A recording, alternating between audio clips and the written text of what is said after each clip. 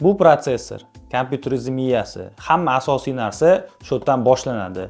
Intel, AMD, i7, i9, K, F qaysi birini tanlash kerak? Agar noto'g'ri tanlov qilsangiz, bu sizga qimmatga tushishi mumkin. Shuning uchun men sizlarga bugun protsessorlar haqida bilganimcha aytib beraman. Oddiy foydalanuvchilar uchun protsessorlarni asosan Intel yoki AMD ishlab chiqaradi.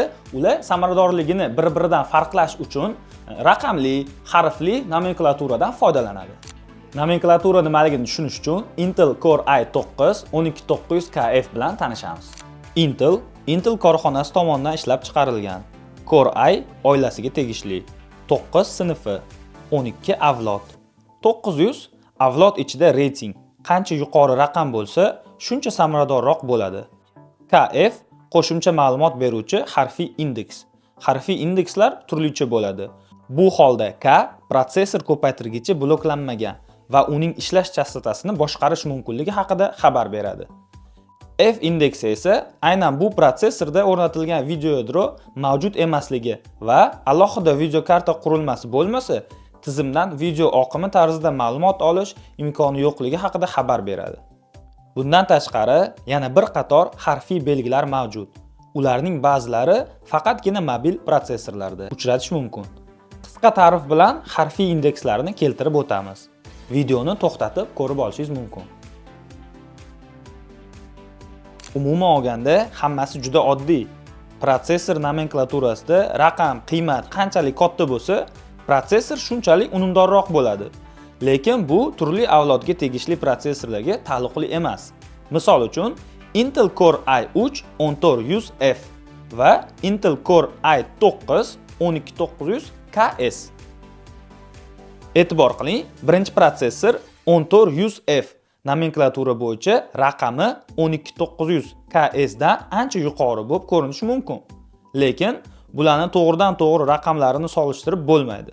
Turli avlodga tegishli bo'lgan protsessorlar umumiy unumdorligini solishtirish uchun quyidagi veb-saytdan foydalanish mumkin. Bu saytda faqat turli avlodga tegishli protsessorlar emas, balki turli korxonalar ishlab chiqargan protsessorlar samaradorligini solishtirish mumkin. Video ostida havola qoldiramiz. Eng sodda ko'rinishda protsessorlar unumdorligini avlod ichidagi sinflar orqali solishtirish mumkin. Intel uchun Intel Core i3, i5, i7 va i9. AMD uchun Ryzen R3, R5, R7, R9. Intel korxonasi oxirgi avlod protsessorlarini yangi oila Core Ultra oilasi sifatida taqdim qildi. Lekin tartib tuzilishi o'zgartirilmadi. Qanchalik sinfi yuqori bo'lsa, protsessor ko'p hollarda unumdorroq bo'ladi. Protsessor nomidagi 3 raqami protsessorni boshlang'ich darajaga tegishli ekanini ko'rsatadi.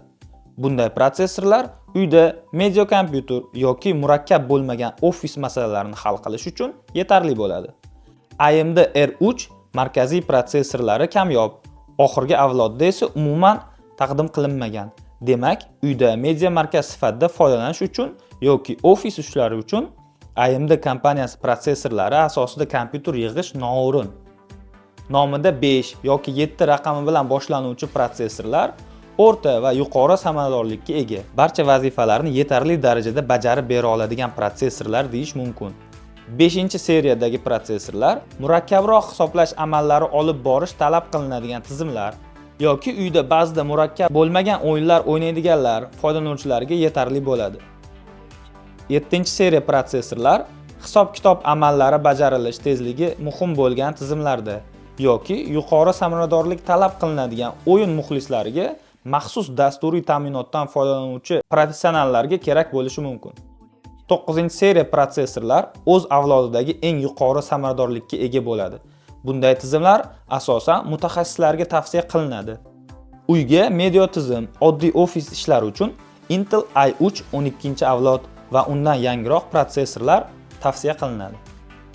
Murakkab bo'lmagan kompyuter o'yinlari yoki ish vazifalari, boshlang'ich darajada professional dasturiy ta'minot, dasturlashni endi o'rganayotganlar uchun i5 12-avlod yoki Ryzen 5 va yangiroqlari.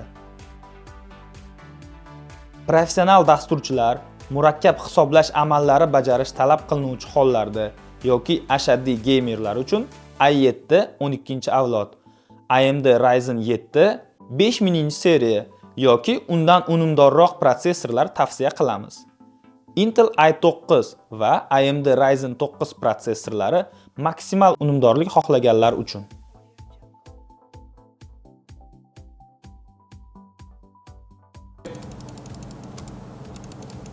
Yo'q, bo'ldi, tugadi. Eng kerakli narsalarni aytib bo'ldim.